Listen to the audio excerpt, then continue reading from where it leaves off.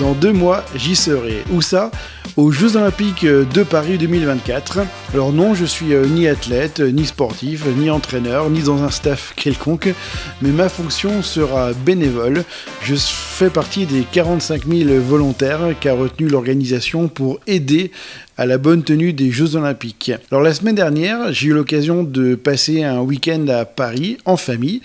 Il y avait d'ailleurs un fait plutôt rare en France, il y avait du soleil. Alors, est-ce que Paris est prêt à accueillir les Jeux Olympiques de 2024 ? On peut faire confiance à Tony Estanguet et son équipe pour cela. Il commence d'ailleurs à circuler sur Internet des photos de la transformation de la ville et de ses infrastructures. Récemment, c'est la piste violette du Stade de France qui a fait le buzz. Et c'est vrai que c'est réussi, c'est plutôt joli. Et quand on est sur place, alors est-ce qu'on ressent déjà l'engouement des Jeux Olympiques ? Moi, je vais que très rarement à Paris. Je n'ai pas été témoin des grands travaux ou des perturbations liées à la préparation des Jeux. Mais honnêtement, pour l'instant, le ressenti, il est léger. C'était d'ailleurs une des forces de la candidature de Paris en 2017. Il y a 95% des infrastructures qui sont déjà existantes. Il y a Roland-Garros, il y a le Parc des Princes, il y a Bercy, il y a le Stade de France.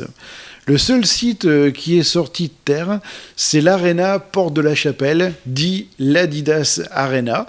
Je suis passé devant d'ailleurs, assez rapidement en voiture. C'est là où se dérouleront les épreuves de badminton et de gymnastique rythmique. En famille toujours, on a également fait les traditionnels bateaux-mouches sur la Seine. J'ai vu des tribunes se monter, alors je crois qu'elles sont place de la Concorde, là où se dérouleront les épreuves de sport urbain, mais j'en suis vraiment pas sûr. Il y aurait du breaking, du skateboard, du basket 3-3. Il y a d'autres tribunes aussi que j'ai vues par-ci, par-là. Je sais pas du tout ce que cela peut être. J'ai vu la Tour Eiffel, mais j'ai pas vu le stade éphémère qui accueillera le beach volley cet été, là où je serai durant toute la période des Jeux Olympiques. Au Louvre, j'ai découvert une boutique officielle de Paris 2024. Alors elle a été inaugurée en juillet 2023, c'était la 2e, mais j'ai rien acheté. Et enfin, la gare de l'Est, elle s'est habillée aux couleurs de la charte graphique des Jeux Olympiques à l'extérieur, mais aussi à l'intérieur. On y trouve pas loin des drapeaux sur les luminaires de la ville. Et quand vous prenez le métro, il commence à y avoir une nouvelle signalétique parce qu'il y a certaines stations qui seront fermées durant les Jeux. Voilà en gros ce que je peux vous dire sur mon court séjour parisien.